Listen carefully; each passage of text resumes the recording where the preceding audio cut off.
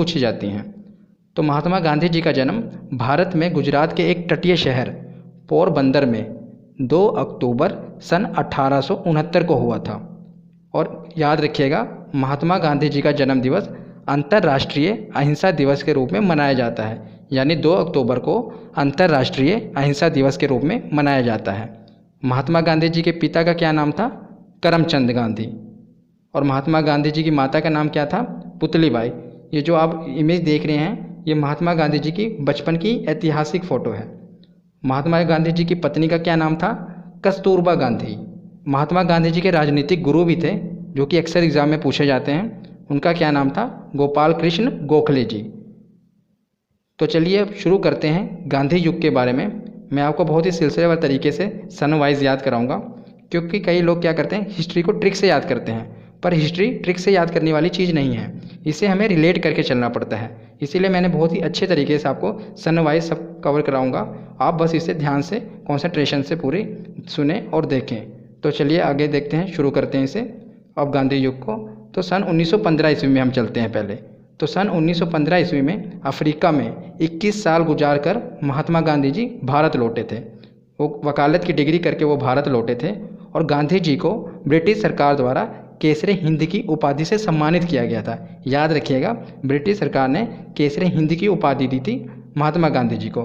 पर आगे चल के असहयोग आंदोलन के समय उन्होंने ये उपाधि त्याग दी थी, मैं आपको आगे बताऊंगा। पर अभी आप इतना याद रखिए कि उन्हें केसरे हिंद की उपाधि दी गई थी। तो सन 1916 ईस्वी में गांधी जी ने अहमदाबाद के नज़दीक साबरमती आश्रम की स्थापना की थी। याद रखिएगा, पूछा जाता है ये, अहमदाबाद के नज़दीक साबरमती आश्रम की स्थापना की थी। तो हम चलते हैं सन 1917 ईस्वी में। इसी समय से गांधी जी एक्शन मोड में आए थे, मतलब उन्होंने भारत में अपने आंदोलन शुरू कर दिए थे। और पहले उन्होंने 3 आंदोलन किए थे, बहुत ही प्रमुख आंदोलन थे, और तीनों ही आंदोलनों में महात्मा गांधी जी सक्सेसफुल रहे थे, यानी सफल रहे थे। तो सबसे पहला आंदोलन बिहार के चंपारण जिले में किया था उन्होंने।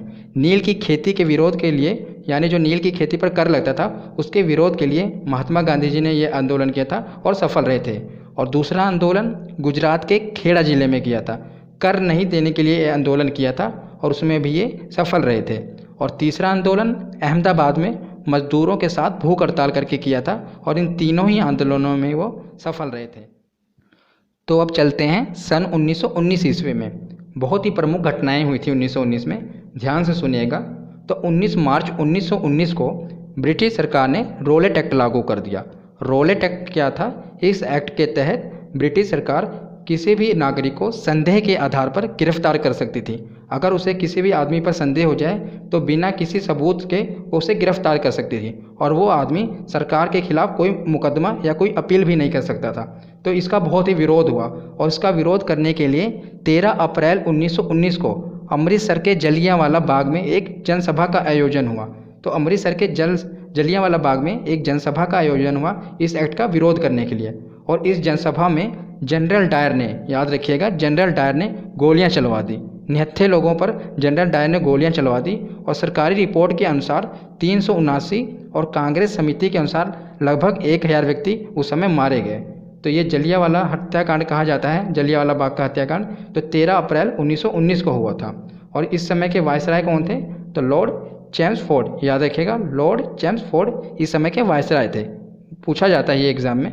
और इस घटना के बाद रविंद्रनाथ टैगोर ने सर की उपाधि त्याग दी थी। उन्हें ब्रिटिश गवर्नमेंट द्वारा सर की उपाधि दी गई थी, उन्हें सर रविंद्रनाथ टैगोर कहा जाता था, पर इस घटना के बाद उन्होंने सर की उपाधि त्याग दी। तो अब 1919 के बाद 1920 पे चलते हैं। तो उस जलियांवाले बाग के हत्याकांड के बाद जनता ने बहुत विद्रोह कर दिया, और 1 अगस्त 1920 ईस्वी को महात्मा गांधी जी ने असहयोग आंदोलन शुरू कर दिया।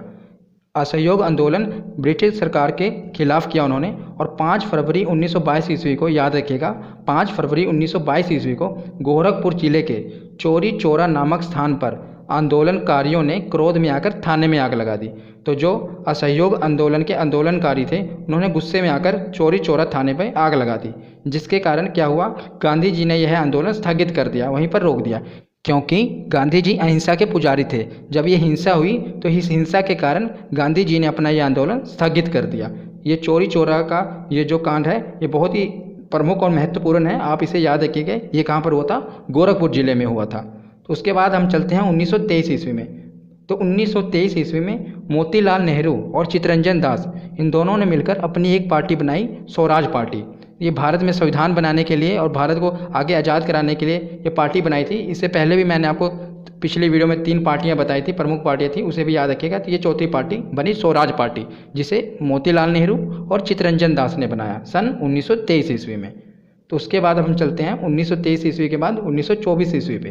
तो 1924 ईस्वी में महात्मा गांधी जी सिर्फ एक बार, याद रखिएगा, सिर्फ एक बार कांग्रेस के अध्यक्ष चुने। और कब चुने गए थे? बेलगांव अधिवेशन में। तो ये कर्नाटक के बेलगांव में अधिवेशन हुआ था, उसमें गांधी जी एक बार अध्यक्ष चुने गए थे कांग्रेस के। तो आगे चलते हैं 1925 ईस्वी पे। तो 9 अगस्त 1925 ईस्वी में रेलगाड़ी से ले जाया जा रहा था सरकारी खजाना, काकोरी स्टेशन पर राम प्रसाद बिस्मिल और अशफाक उल्ला खां ने लूट लिया। तो रेलगाड़ी द्वारा जो सरकारी खजाना अंग्रेज सरकार ले जा रही थी, तो उसे राम प्रसाद बिस्मिल और अशफाक उल्ला खां और कुछ दोस्तों ने मिलकर लूट लिया था, जिसे काकोरी कांड कहा जाता है। ये भी बहुत ही प्रमुख है, काकोरी कांड कहा जाता है। पर बाद में सरकार ने इन्हें पकड़ लिया और 1927 ईस्वी में इन्हें फांसी दे दी गई थी। किसे? राम प्रसाद बिस्मिल और अशफाक उल्ला खां को। तो अब हम चलते हैं सन 1927 ईस्वी में। तो भारत का संविधान बनाने के लिए साइमन कमीशन की नियुक्ति की गई और इसने 3 फरवरी 1928 को भारत में प्रवेश किया। पर इसका बहुत ही ज़ोरदार विरोध किया गया भारत के द्वारा, क्योंकि जो ये साइमन कमीशन था, ये भारत का संविधान बनाने के लिए आया, पर इसमें सभी अंग्रेज सदस्य थे, मतलब एक भी भारतीय सदस्य नहीं था। जितने भी इसमें सदस्य थे सभी अंग्रेज थे, इसलिए इसका बहुत ही ज़ोरदार विरोध किया गया।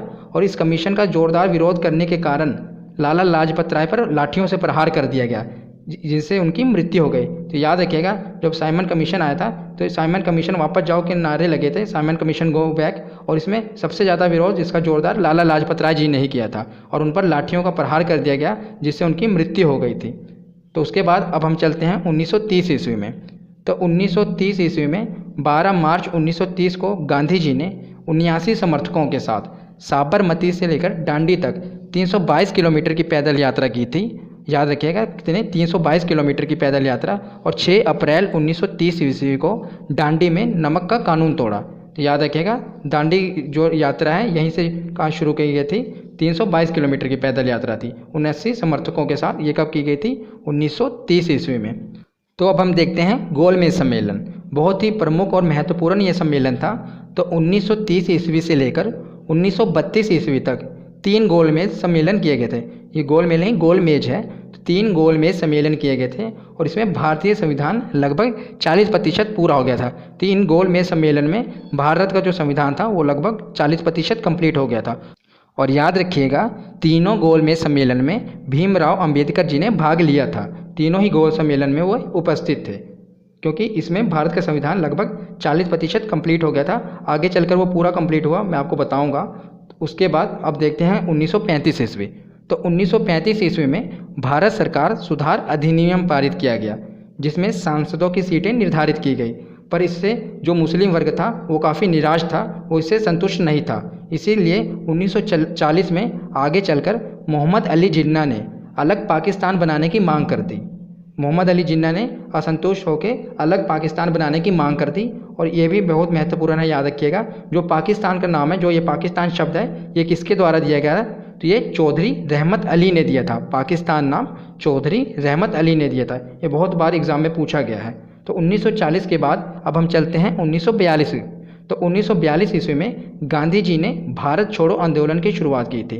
तो मैं आगे आपको एक पेज पर जितने भी गांधी जी ने महत्वपूर्ण आंदोलन किए थे प्रोवाइड कर दूंगा, आप उसका स्क्रीनशॉट ले लेना। अभी हम इसे क्रम वाइज पढ़ते हैं। तो 1942 ईस्वी में गांधी जी ने भारत छोड़ो आंदोलन की शुरुआत की थी तथा भारत छोड़कर जाने के लिए अंग्रेज़ों को मजबूर किया था। तो यही वो समय था, यही वो आंदोलन था जिस समय पूरे भारत में एक संगठन सा बन गया था और अंग्रेज़ों को मजबूर कर दिया गया था भारत छोड़ने के लिए। तो 1942 के बाद अब आते हैं 1946 ईस्वी में।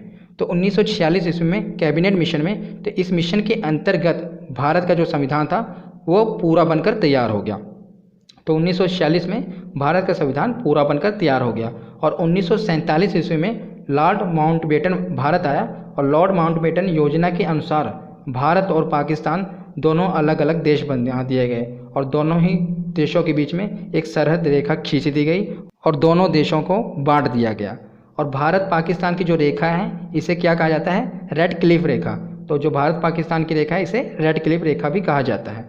तो चलिए अब देखते हैं महात्मा गांधी जी के जो प्रमुख आंदोलन थे। आप इसका स्क्रीनशॉट ले लें, हम थोड़ा पढ़ लेते हैं इसके बारे में। पहले चंपारण सत्याग्रह हुआ था 1917 ईस्वी में, फिर खेड़ा सत्याग्रह 1918 ईस्वी में, अहमदाबाद मिल मजदूर आंदोलन हुआ था 1918 ईस्वी में, उसके बाद खिलाफत आंदोलन 1920 ईस्वी में, असहयोग आंदोलन 1920 ईस्वी में, नमक आंदोलन जिसे सविनय अवज्ञा आंदोलन भी कहते हैं 1930 ईस्वी में, भारत छोड़ो आंदोलन हुआ था 1942 ईस्वी में।